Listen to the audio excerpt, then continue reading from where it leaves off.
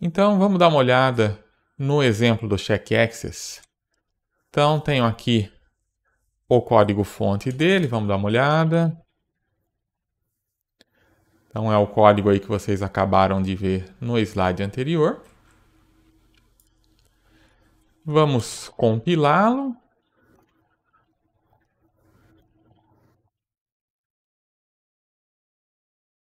E vamos agora executá-lo. Então, primeiro, eu vou executar ele em um arquivo que eu sei que existe, que é esse limit CPU aqui, que vai ser o nosso próximo, um dos próximos exemplos aí, né? E eu tenho permissão de leitura e escrita nele, né? Então, olha o que vai acontecer. Ele checa e vê que o arquivo existe e que ele pode ser lido e que ele pode ser escrito. E se eu tivesse feito isso com um arquivo que não existe? Não existe, ponto C. Não existe, ponto C, não existe. Na verificação se o arquivo existe ou não, lá, né, com aquela flagzinha para verificar se o arquivo existe, ele já sabe que o arquivo, né, ele já vai saber que o arquivo não existe. E se eu tivesse checado, por exemplo, o bin bash, onde eu tenho permissão de leitura, mas não tenho de escrita, porque eu não sou o root para poder escrever lá, né? Então, se eu fizer essa checagem, ele vai ver que bin bash existe, bin bash pode ser lido, mas bin bash não pode ser escrito. O acesso foi negado. E vamos ver um exemplo também de um sistema de arquivo que é só leitura. Então, vou pegar aqui o drive de CD virtual, o VBox. Vou pegar esse AutoRun aqui, por exemplo. Tá? Então, ele está em mídia, Fabrício, FBox GAs 6.1.22/autorun.sh. Então, vamos colocar esse caminho aí, né? Mídia, Fabrício,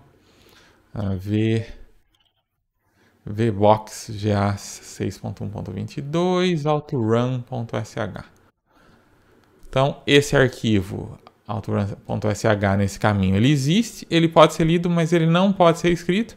E nesse caso ele identificou que ele não pode ser escrito porque é um sistema de arquivos somente de leitura, né? É um drive de CD, ainda que virtual, né? Mas é um drive, é encarado como um drive de CD e, portanto, né, não dá para escrever nele, tá? Então, aqui vimos 4 exemplos diferentes aí de checagens com o Check Access.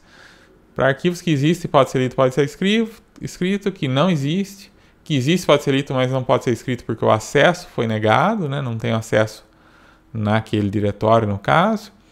E um caso que existe, pode ser lido, não pode ser escrito porque o sistema de arquivos é somente de leitura.